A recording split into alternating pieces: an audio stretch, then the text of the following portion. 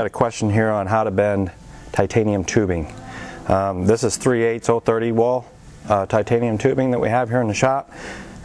We usually bend it and use it for parachute mounts, window frames, things of that nature. And what we got a lot of people telling us is that they can't bend it that thin.